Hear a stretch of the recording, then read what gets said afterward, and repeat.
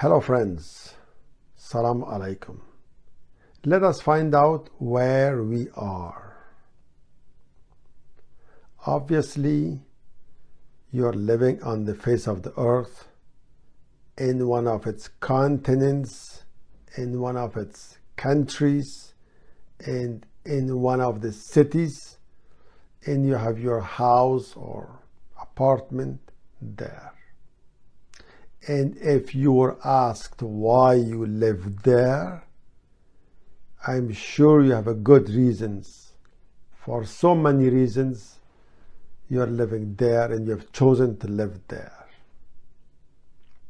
But tonight, we want to ask ourselves why all of us live on this particular planet.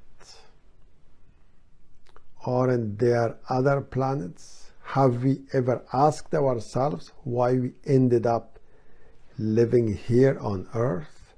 It's a good philosophical question. It's gonna make you think for a few minutes. Well, when we look up the skies, especially in the night, we see infinite number of stars and planets, and we know that our Earth is in the middle of nowhere, surrounded by billions of stars and planets and galaxies. And we ask ourselves, were there any other place that we could have landed on? Is Earth the only place habitable and comfortable for us humans? And let us find out.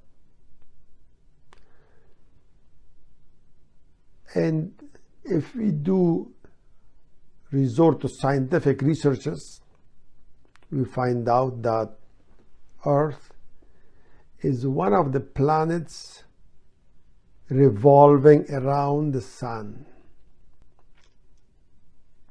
There are other planets closer to the sun and farther than the Earth from the sun.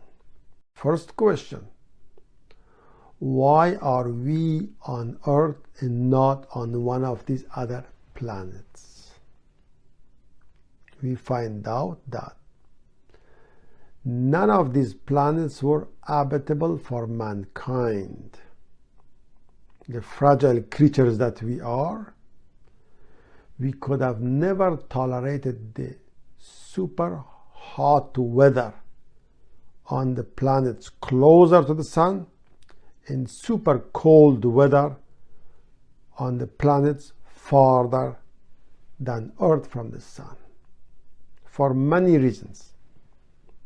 Poisonous atmosphere, for example, being larger than the Earth. By the time the face facing the sun turns the other side, it gets too hot because it has a large size. So by the time other planets farther than the Earth from the sun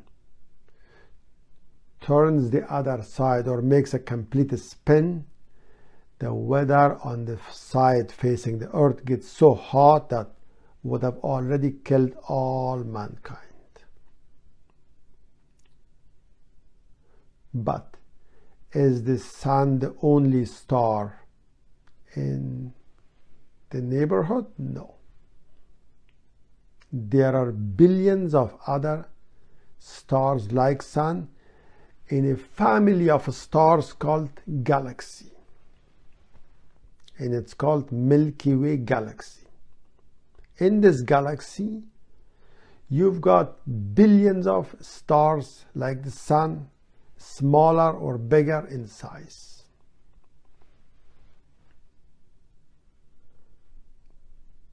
And in this Milky Way galaxy, there are billions of other planets, globes, and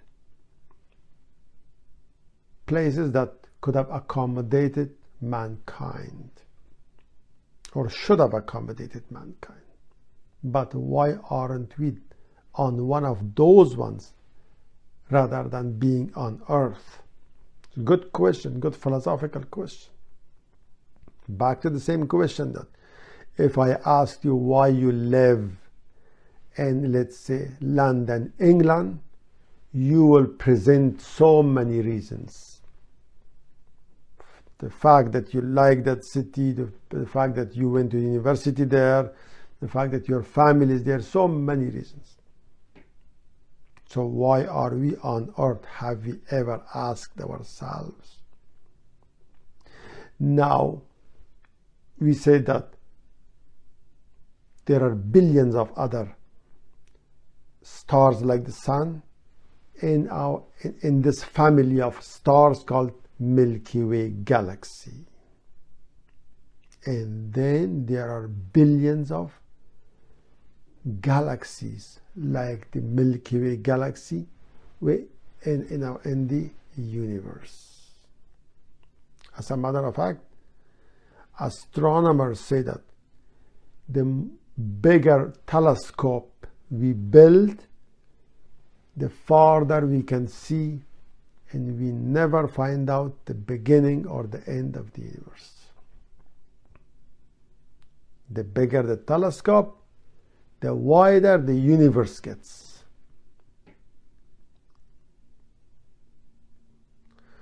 So there must be good reasons why our Creator chose to put us on this particular planet among billions of planets, galaxies, and in the infinite universe. Obviously, there are many reasons, millions of components on this particular planet work together to make this planet the most perfect place in the universe, the only habitable place, the only place compatible to the weak and fragile metabolism of mankind in the entire universe. But among so many factors, we would like to draw your attention to two of them, and we will briefly discuss them. You see on our earth that we are overwhelmed with technologies such as cars, planes, ships, furniture, equipments at home, our own modern structure, houses and other structures, communication tools like telephone, laptops, computers, and millions of types of technology that make our life comfortable. And worth to mention in the field of medical technologies and perhaps other technologies such as agriculture and so on.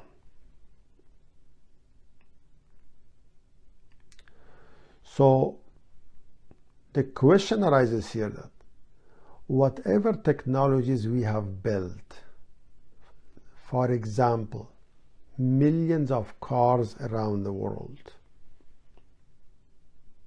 should we ask ourselves where we got the materials for building these cars? Of course, they are built of or manufactured from materials such as iron, aluminum, and other metals. Where did we get the metals from? Did we import it from other planets? No. They all come from earth. So now you see that the reason why our Creator chose for us to live on earth from among billions of planets and globes and galaxies is because He already put all these materials in earth's crust for us. And from among millions and billions of creatures on earth, only human or only ourselves were taught. Our Creator taught us how to extract these minerals, refine them, and use them in so many industries such as car manufacturing and so on. So now look at this. Had God taught us to search and research for materials somewhere, wherever we lived, and analyze them and use them in so many industries, but had not put these materials in earth's crust, our search and research would have confronted failures and disappointments. Had God put all these materials in earth's crust, all these elements, all these metals, gas and oil, and so many other resources, but not taught us humans, like other creatures, like who have even bigger heads, more brain, had not taught us, we would have had no clue about how to extract the metal, for example, from underneath the earth and take the raw material that just looks like a rock, refine it, and use it, like I said, in industries such as car manufacturing. Look at this. On one hand, God Almighty omnisciently, wisely put the material in earth's crust before even creating ourselves. And at the same time, He taught us how to convert that rock to something a lot more useful. That's a car. Look at the comparison between a rock and a car. So the combination of the two, and we looked at only two factors. Had God put us on another planet, all these materials on earth, millions of raw resources would have been wasted. That would have been a loophole in God's, God forbid, planning and organization. But you see now that putting all these materials in earth's crust, copper, iron, gold, aluminum, so on, in teaching us, in bringing us on earth here. It's a perfect planning.